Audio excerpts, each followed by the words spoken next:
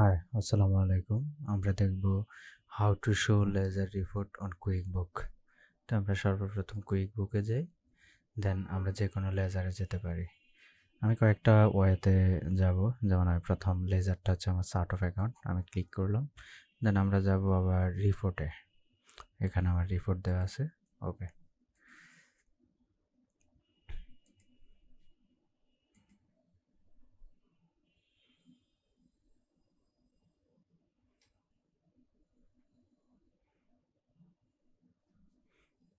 আমি product and সার্ভিসটাতেও যাই। তো আমার চার্ট অফ অ্যাকাউন্ট যখন লোড হবে, যেমন কথার কথা আমার ক্যাশ ইন হ্যান্ড, এটা একটা চার্ট অফ অ্যাকাউন্ট। এখানে যা আছে সবগুলো আমার চার্ট অফ অ্যাকাউন্ট বা লেজার, বাংলাতে খতিয়ান নাকি। তো আমি এখন এখানে যে কোনো একটাতে গিয়ে রান রিপোর্টে যাব।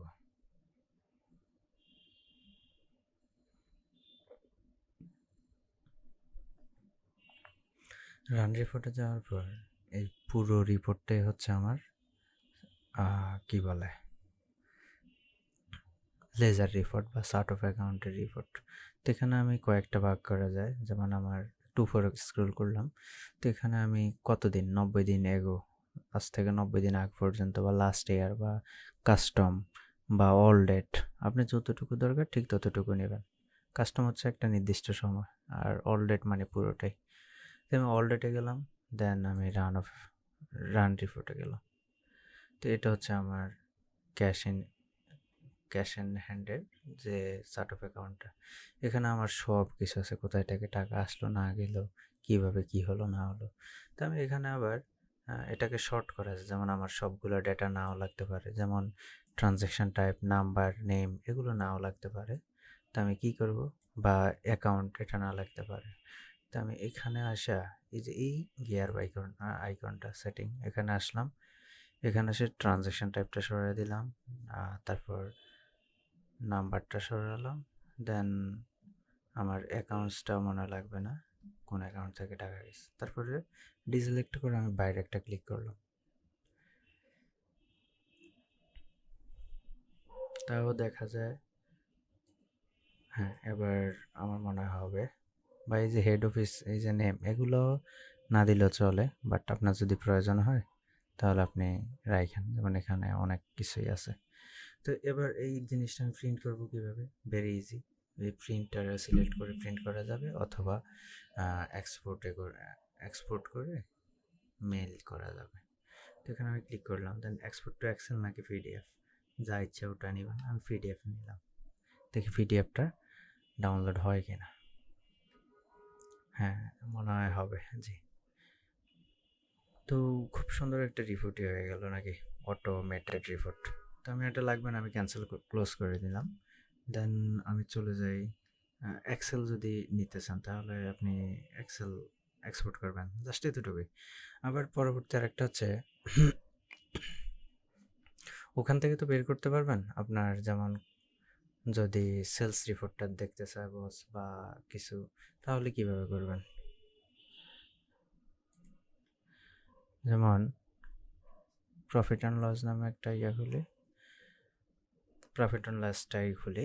তো এখানে আমার সেলস ইনকাম, বা এটা যদি দরকার হয় সার্ভিস বা সেলস প্রোডাক্ট ইনকাম, এগুলো যদি দরকার হয়, আপনি এগুলার পুরো লেজারটা কিভাবে বের করবেন, জাস্ট আসবেন এখানে ক্লিক করবেন।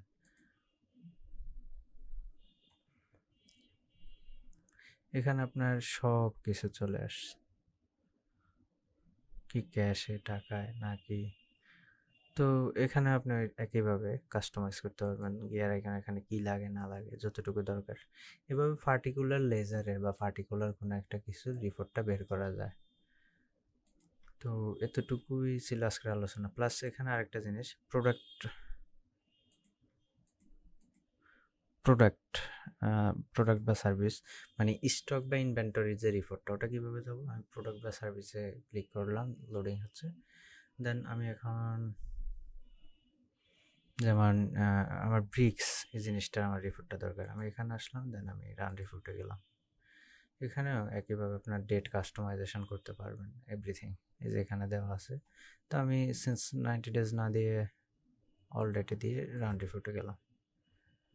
এখানে আপনি ব্রিফলি পাবেন কোথায় কার কাছে বিক্রি করলো, কত নাম্বার ইনভয়েস বা সামথিং এনিথিং আপনি পাবেন। তো এভাবেই একটা রিপোর্ট প্রজেক্ট মানে লেজার রিপোর্ট বা প্রজেক্ট রিপোর্ট এনিথিং পাওয়া যায়। আরেকটা রিপোর্ট হচ্ছে আমার যদিও এটা দেখানো হয়েছে হয়তো বা, ওটা হচ্ছে আমার প্রজেক্টের রিপোর্ট, কোন প্রজেক্টের কী অবস্থা আছে না আছে।